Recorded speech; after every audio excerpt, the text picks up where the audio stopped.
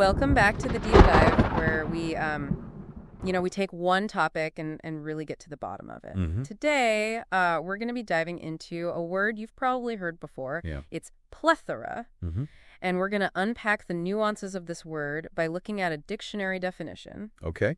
an encyclopedia entry, a vocab website, Sound good. and even a clip from the movie Three Amigos. Wow. So buckle up because we're about to discover if plethora is really just a fancy way of saying a lot or if there's more to this word than meets the eye. Oh, there's definitely more to it Really? than meets the eye. Okay. Yeah, you know how sometimes people use plethora to sound smart? Right. Well, they're not wrong. Yeah. Plethora does have a sophisticated air about it. Right. But it's also a word that's often misused. So it's more than just a lot. Way more. Okay. The Cambridge Dictionary, for example, defines plethora as a very large amount of something. Okay. Especially a larger amount than you need, want, or can deal with.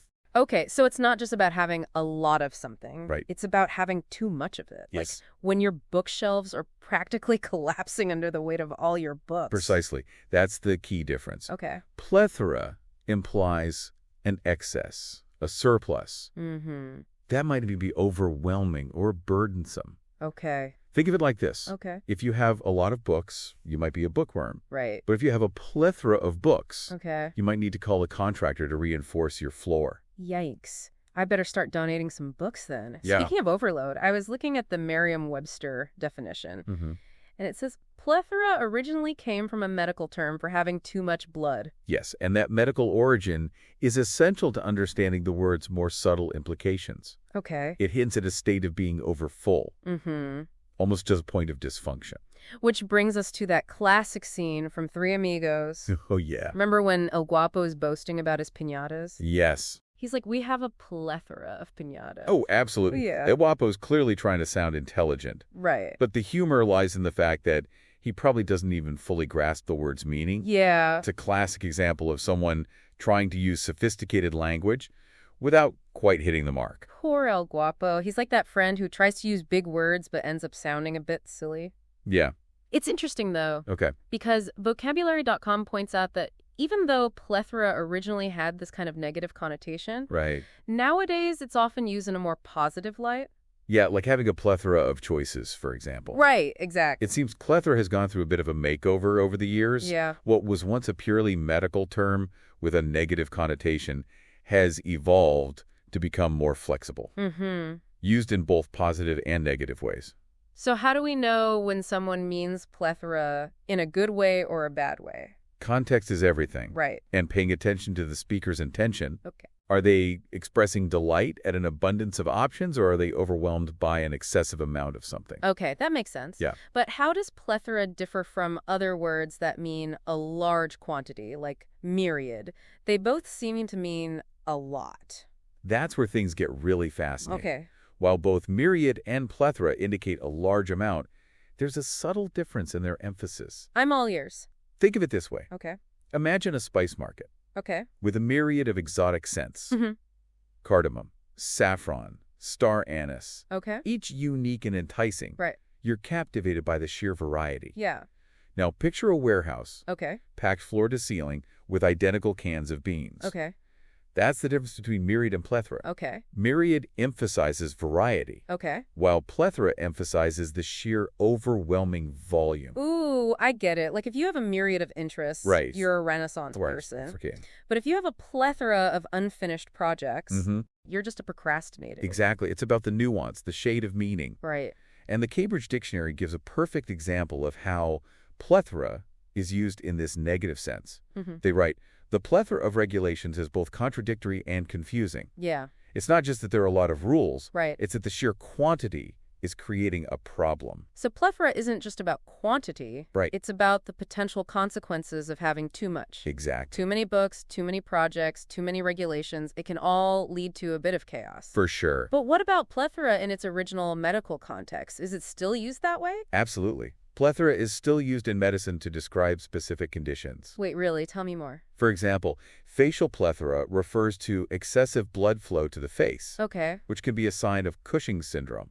Whoa, so plethora isn't just about overflowing bookshelves. It can actually signal serious medical conditions. You're telling me those doctors are throwing around plethora while diagnosing patients. Now that's what I call a linguistic deep dive. There's also pulmonary plethora, Okay. indicating increased blood flow to the lungs, Okay. and even plethora of the neonate, Okay. which refers to increased blood volume in newborns. Hold on, I need to take notes. This is way more interesting than I ever imagined. Right. I thought plethora was just a fancy word for a lot. Yeah. But it turns out it's a word with a rich history, nuanced meanings, and even medical applications. Who knew? It's a prime example of how even seemingly simple words can have hidden depths. Right. And that's what makes exploring language so fascinating. Speaking of fascinating, I'm dying to know more about these medical uses of plethora. Okay? Can you tell me more about what causes them and how they're treated? Yeah? So, I'm still reeling Yeah? from the fact that plethora has medical uses. Yeah. Like, it's not just a figure of speech. Right. It's an actual medical term. It is. I'm guessing most people don't realize that. You're absolutely right. I'd wager that most people encounter plethora in everyday conversation, Mm-hmm. not in a medical journal. Right. But that's what makes this deep dive so interesting. Yeah. We're uncovering the hidden layers of a word we thought we knew. It's like peeling back an onion, but instead of tears, we get fascinating facts. So let's talk about those medical uses. Okay. What causes something like facial plethora? Right. And how is it treated? Well, as I mentioned earlier, facial plethora, which is characterized by excessive blood flow to the face, can be a sign of cooking syndrome. Right. This condition is caused by prolonged exposure to high levels of the hormone cortisol. Okay. Treatment typically involves managing the underlying cause of the cortisol excess, Okay. which could include medication, surgery, or radiation therapy. So in those cases, plethora isn't just describing a symptom. It's actually pointing to a potentially serious underlying condition. Precisely. And it highlights the importance of context. Mm-hmm. In a casual conversation, plethora might simply mean a lot, Right. but in a medical setting, it can carry much more weight.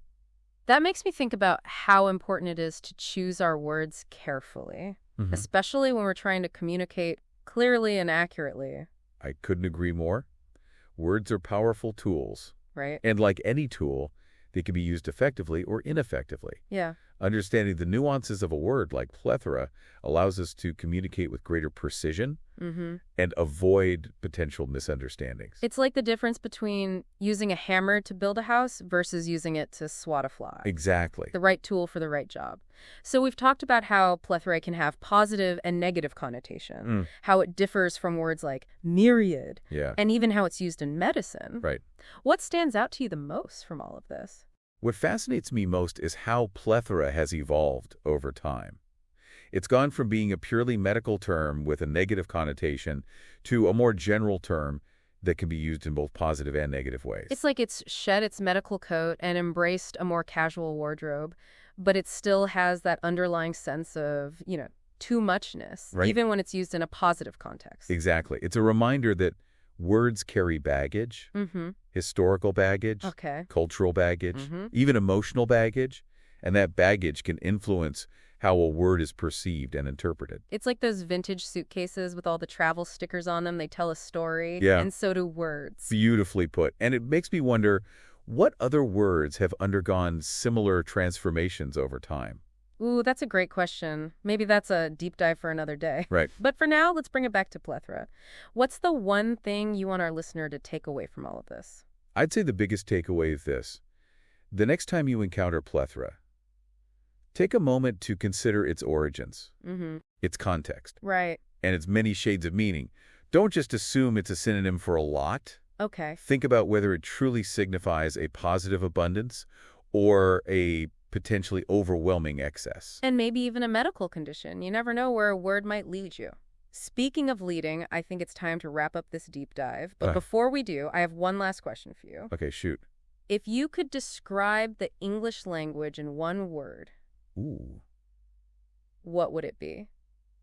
that's a tough one. But if I had to choose, I'd say the English language is... I'm on the edge of my seat. What word would you use to describe the English language?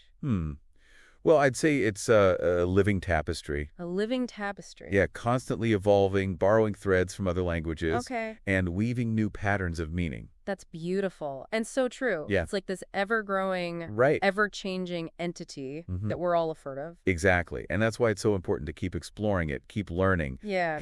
keep questioning. Right. The more we understand about language, Right. the better equipped we are to use it effectively. I completely agree. It's been such a fascinating journey today, delving into the depths of plethora. I feel like I've gained a whole new appreciation for this seemingly simple word. It's a reminder that even the most commonplace words can hold hidden depths, Yeah. unexpected origins, Mm-hmm. and fascinating connections. So to our listener out there, the next time you encounter plethora, Right? we hope you'll think of this deep dive. Yeah. Consider its nuances. It's history. Yeah, and its power. And remember that language is a tool.